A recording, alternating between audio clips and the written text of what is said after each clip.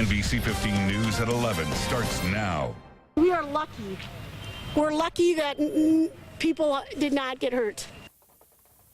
Now at 11, powerful storms sack countless neighborhoods in our area overnight. We'll show you the damage and what's next for our communities. Hello, I'm Britni McDonald in for Christine Belport and Ashley Matthews. Our big story today, thousands of people in our area are waking up to severe storm damage. Behind me are pictures some of you sent us of lightning in Madison and Wisconsin Dells last night. And those powerful storms led to scenes like this one. A car overturned in Platteville, presumably due to extremely high winds. It's a much different story out there now, though. Here's a live look from our Capitol Skycam, where if you're just waking up, you'd have no idea any of this happened overnight. Clear skies, even sunny conditions out there. Amy Carlson joins us now with what we can expect for the rest of the day. Amy?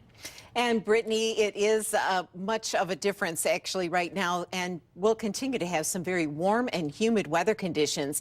In fact, currently we're at 74 degrees with mostly cloudy skies. Winds right now out of the southwest at 8 miles per hour.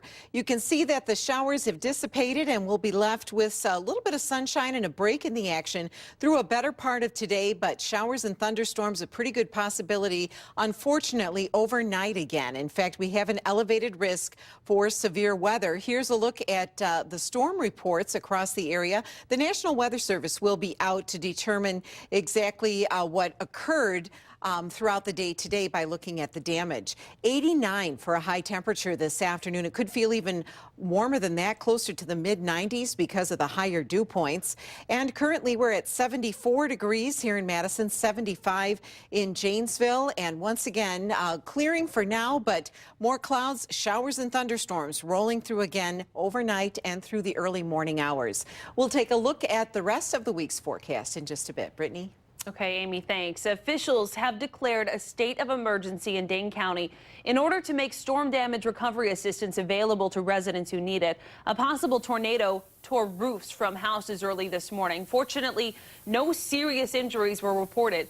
Dane County emergency management officials received about 350 reports of storm damage after the storm packing dangerously high winds hit shortly after midnight.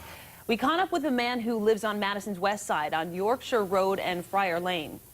It's devastating for this little street. We had nice shade trees and mature trees, and most of those are gone, or at least a lot of them.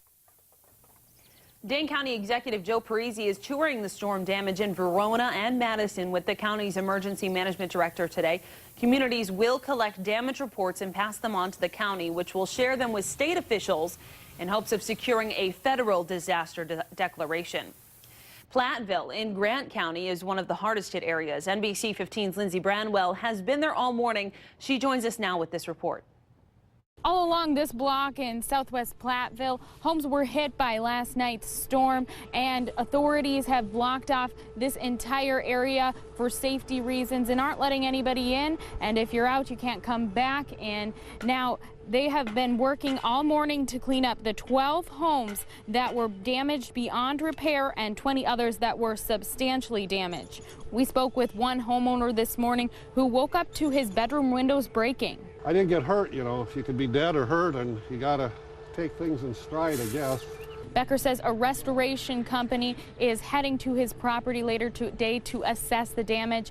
And for everyone that's in Platteville, the power is still out until further notice. It will be out besides that very far east side of town due to safety reasons. They'll keep it off until they know that the power lines are no longer endangering anyone. Reporting in Platteville, Lindsay Branwell, NBC 15.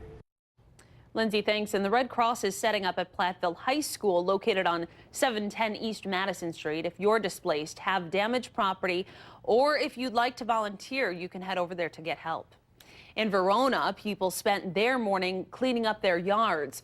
In a north side neighborhood, broken patio furniture scattered, trees ripped from the ground, siding torn off. Nearby, a large part of Country View Elementary collapsed, and muscle cars flung yards from a now destroyed barn.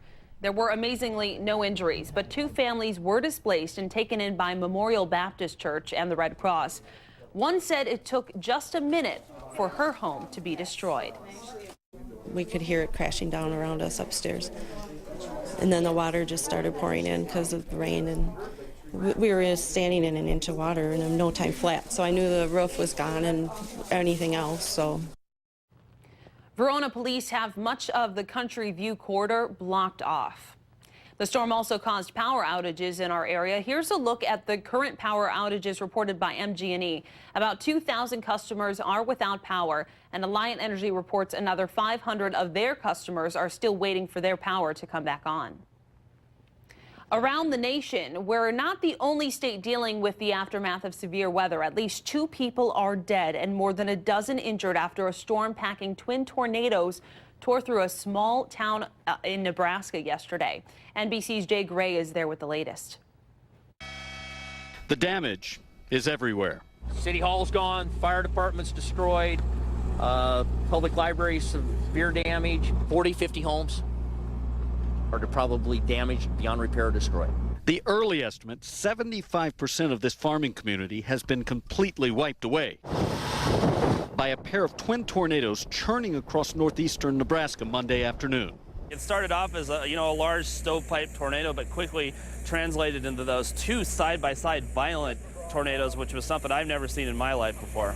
Pilger took a direct hit. At least 2 people died in the storms, one of those victims a 5-year-old girl.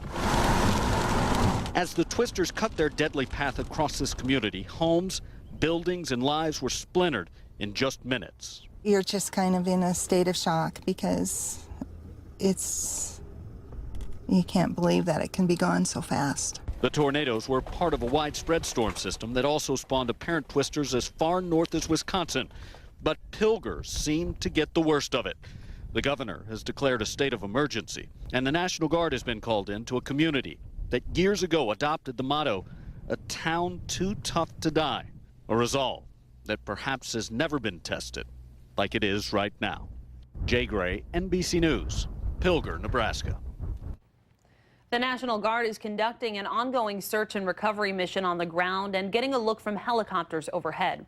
All of this recent severe storm activity is a good reminder that it's important for you to be prepared when it does hit.